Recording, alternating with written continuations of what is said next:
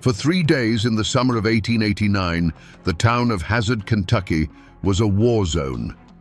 The courthouse wasn't a place of law, but a brick fortress under siege. An army of nearly 100 men, led by a hired killer known only as Bad Tom Smith, had come to take the town by force, and the streets echoed with the constant crack of Winchester rifles. The newspapers called it the bloody end of a clan feud over money and power.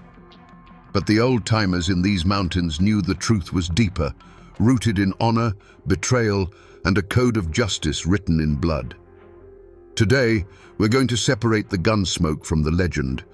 We'll find out how a political dispute exploded into open warfare, and how one man's death on the gallows marked the end of an entire era in Appalachia. Before the bullets flew, Hazard, Kentucky, was a world unto itself, nestled deep in the rugged heart of Perry County. This wasn't a peaceful mountain hollow, it was a powder keg waiting for a spark. The hills were rich with timber and the black promise of coal, and the man who controlled the town controlled that wealth. Here, power wasn't held by a mayor in a starched collar. Power was the sheriff who was your kin, the judge who owed you a favor, and a rifle that never missed its mark. The air was thick with the tension of a storm that had been gathering for years. On one side stood the French clan. They were the old guard of Appalachia, people whose roots ran as deep as the ancient oaks. They lived and breathed the unwritten laws of the mountains. Honor was more valuable than gold. An insult to your family was an act of war, and you settled your debts yourself, blood for blood. Led by Joseph C. French, they saw Perry County as their birthright, a sacred trust passed down through generations. To them, the coming of new laws and outside money felt like an invasion. Challenging them were the Eversoles and their powerful allies, the Combs family. They were the new force, more ambitious, more connected to the changing world beyond the mountains. Their unofficial leader, Josiah Combs, was a shrewd politician who saw a future paved with railroads and fueled by coal money. They believed the old ways of the French clan were holding the county back. They wanted to bring in progress, even if it meant tearing down the old world to build their new one. There was no middle ground in Hazard. You were either with the French or you were with the Eversoles. Every election for sheriff became an armed standoff. Every court case was a test of loyalty.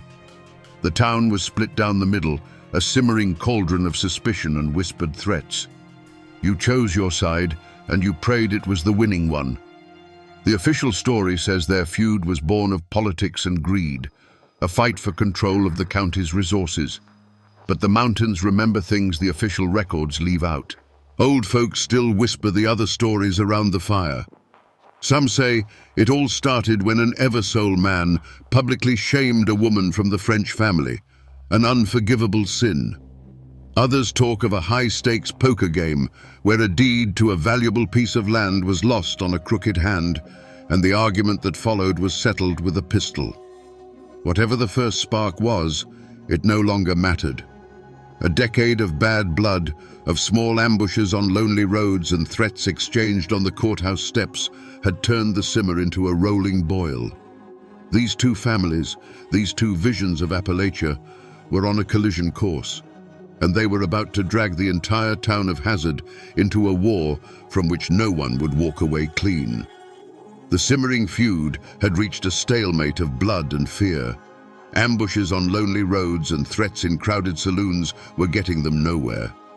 The French clan, feeling the pressure, realized that the old ways of fighting weren't enough. The Eversoles, with their political connections, were chipping away at their power. To win, they needed more than just loyal kinsmen. They needed a weapon, a human weapon who knew neither fear nor pity. And so, they sent out the call. They found him in the dark corners of the mountains, a man whose name was already a legend, whispered with a shudder, Tom Smith. But no one called him Tom. He was Bad Tom Smith. He wasn't a French by blood. He was a mercenary, a regulator they called them back then, an angel of death with a Winchester rifle.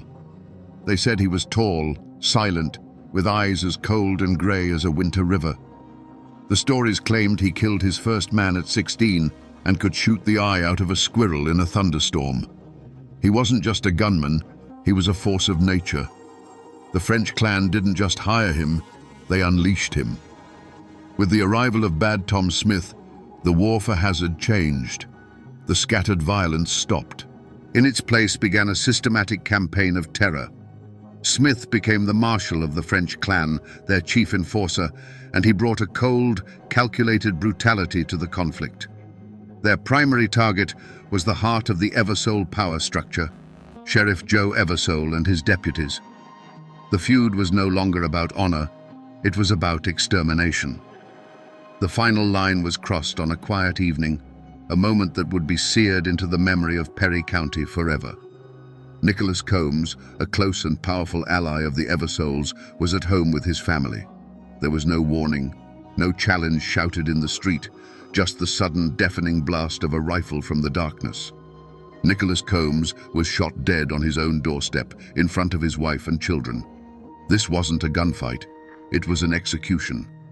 The news spread through Hazard like a plague, and the town froze in a state of collective shock. For the Eversoles and their allies, grief was quickly replaced by a cold, hard rage. They now knew this was a fight to the death.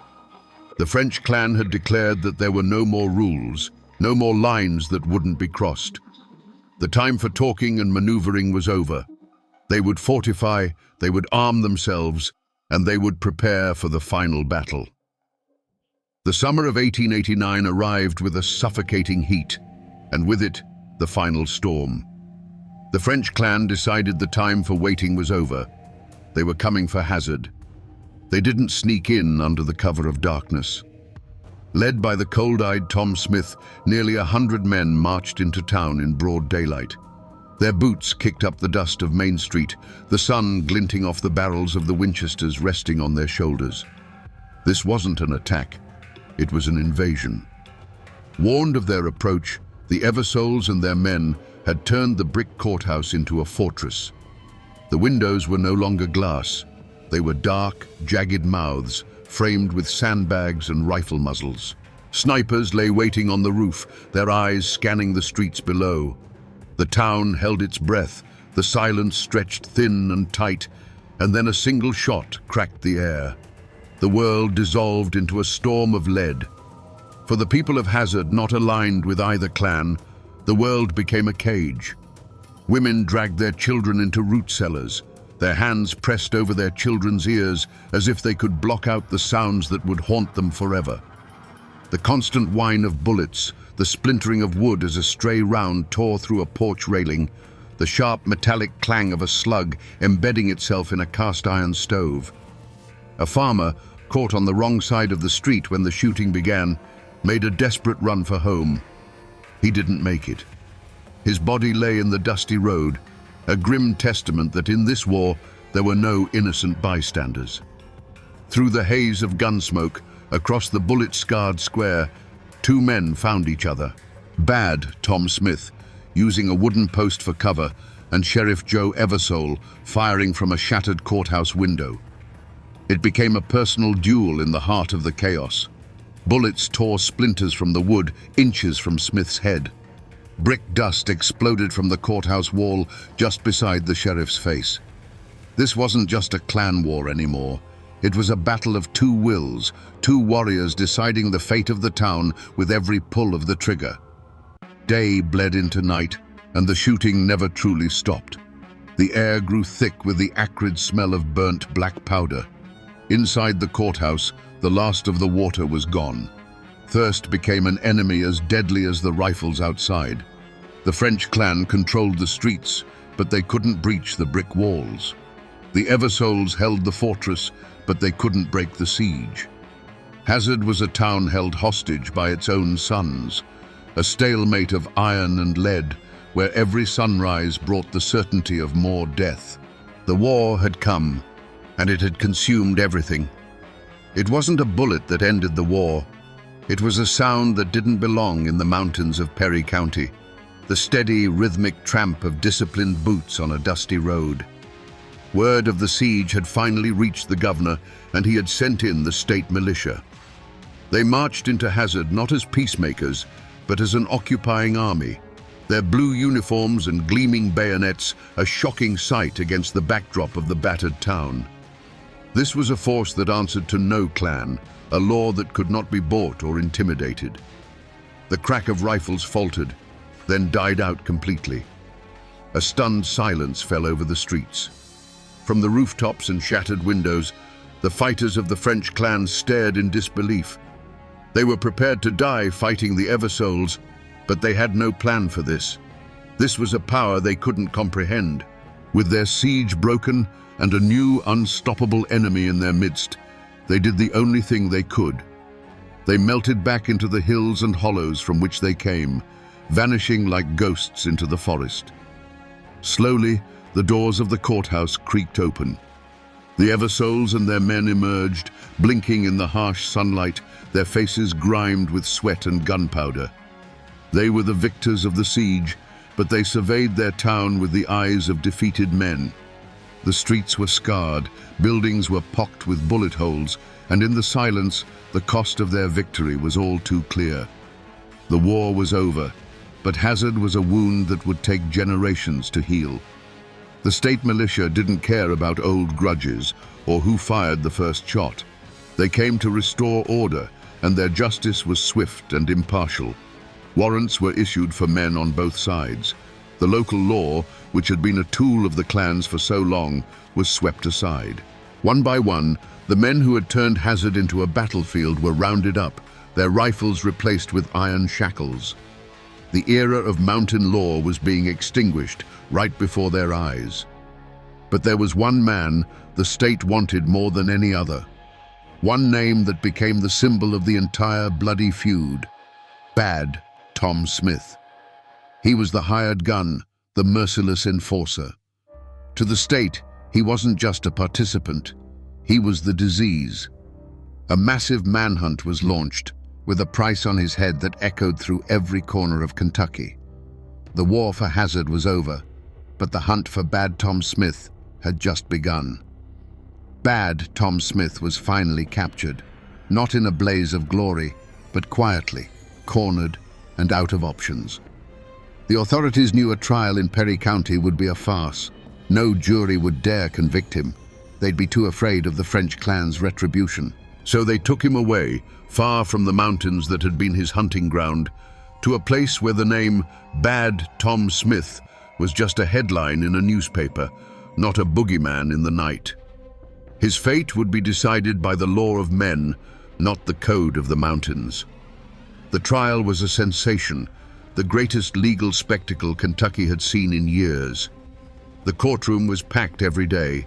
Farmers, lawyers, and ladies in fine hats all crowded onto the wooden benches, craning their necks to get a look at the legendary killer.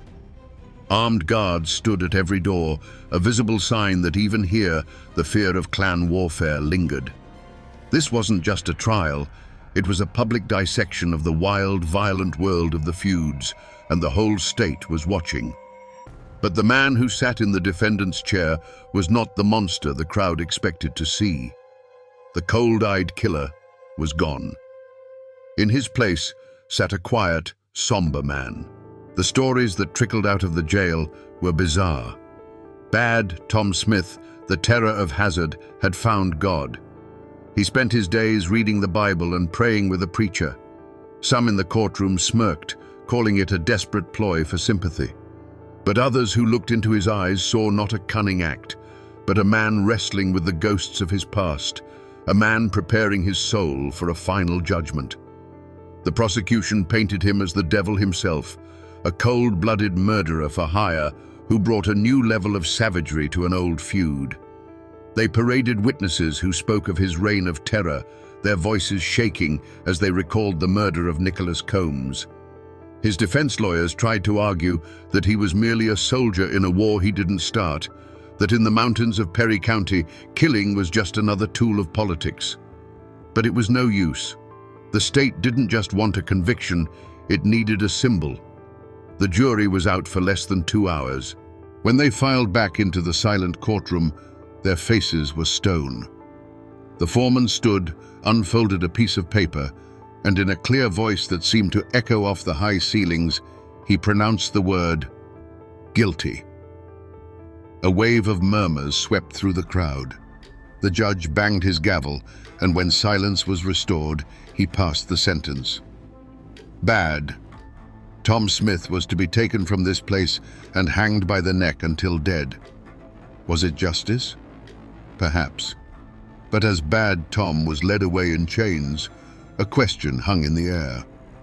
The powerful men who had hired his gun, the clan leaders who had profited from the chaos and fanned the flames of hatred for years, they would face lesser charges or walk free altogether. The state needed to make an example, to prove that the age of the feudists was over.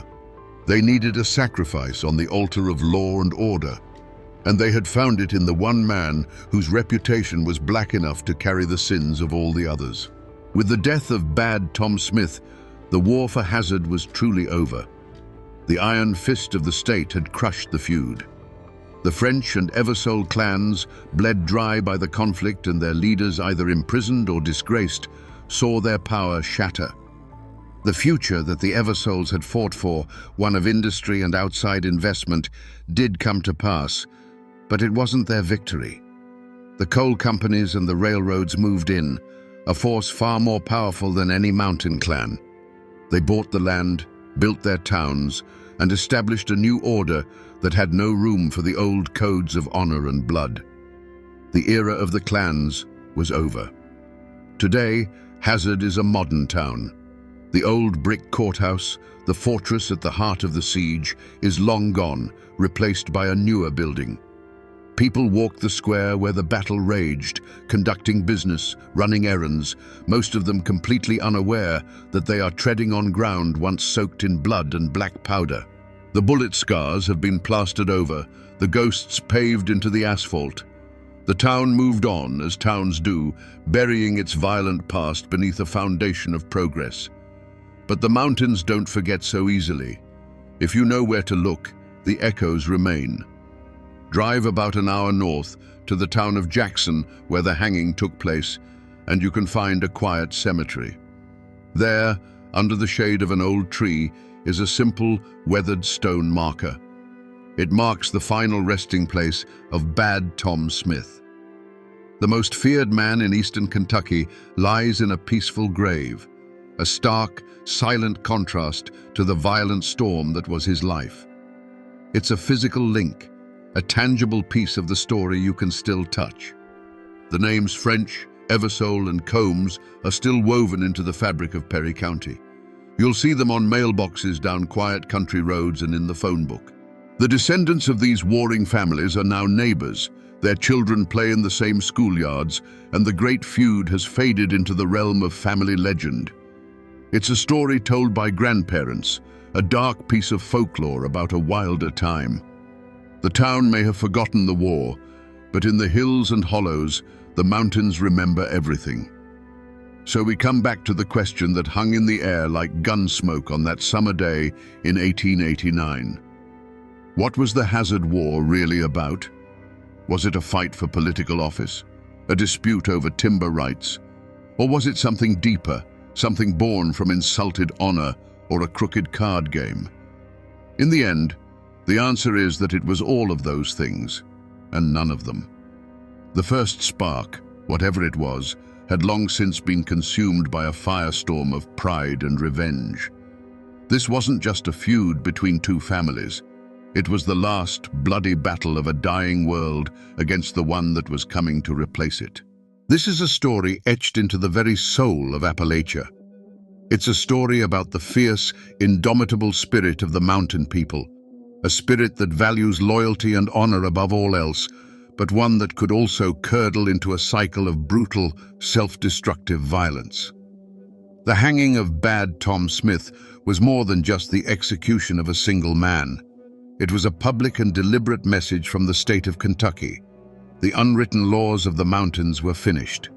The age of the clan, the feud, and the regulator was being buried, and from its grave would rise a new order of coal companies, railroads, and contracts. On the day of his execution, as he stood on the gallows, Bad Tom Smith looked out at the crowd that had gathered to see him die. He was calm. He had made his peace.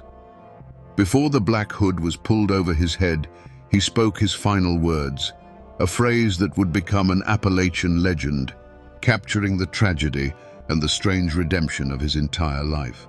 He said, "Bad Tom Smith is dead. Good Tom Smith is going to heaven. Don't cry for me."